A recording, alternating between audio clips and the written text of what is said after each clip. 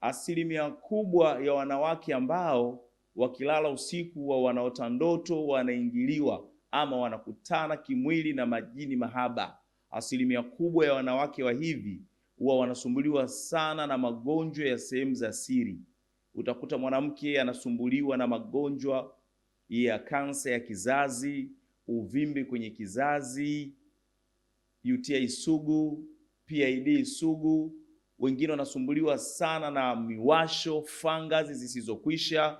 Na haya magonjwa yanatokana na nini? Haya magonjwa mara nyingi huwa yanatokana na yule jini mahaba anapokuingilia akaachilia mbegu zake ndani yako. Na tatizo kubwa ambalo linawaathiri sana wanawake, huwa wanasumbuliwa sana pia na tatizo la ukavu sehemu zao za maungo ya siri. Wanasumbuliwa na tatizo la ukavu.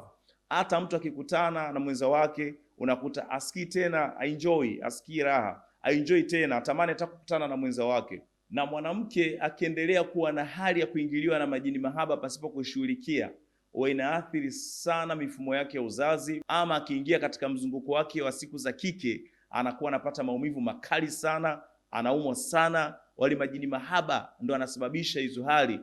Na tumeona majini mahaba wengi wakifunga mabinti wengi sana. Unaweza kukuta binti mzuri sana lakini amefungwa asiolewe, na hata akiingia kwenye mahusiano apati amani. Akiingia kwenye mahusiano anakuwa na migogoro mpaka mahusiano yanavunjika. Unaweza kukuta binti mdogo mzuri ana idadi kubwa sana ya wanaume ambao walioshiriki nao katika tendo ama walioingia nao katika mahusiano, lakini hamna hata mmoja, pamoja na uzuri aliokuwa nao, lakini hakuna hata mwanaume mmoja aliyeshawishika kumuoa na kumweka ndani. Asilimia kubwa ya wanawake wa hivi wanaishia kuzalishwa na kuachwa nyumbani. Anaweza akawa na mwanaume, ana pesa huyo mwanaume, lakini huyo mwanaume hata kumhudumia, hata kumpa hela ya rosheni ampi. Anamtumia, atampa 5,000 ama 10,000.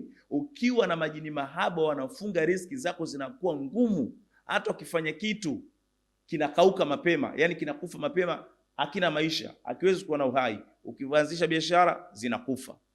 Ukiwa na majini mahaba ama unaota hizi ndoto za kukutana kimwili na majini mahaba usiku, unapoteza kabisa kibali mbele za binadamu wenzio.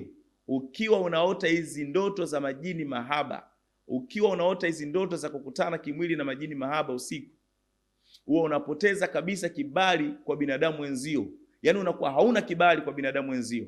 Ni mzuri lakini kibali una. Leo hii tunaona wanawake wazuri wengi mjini lakini hawana vibali vya ndoa. Hawaolewi, wanaishia kuzalishwa, alafu wanaachwa pamoja na uzuri wao.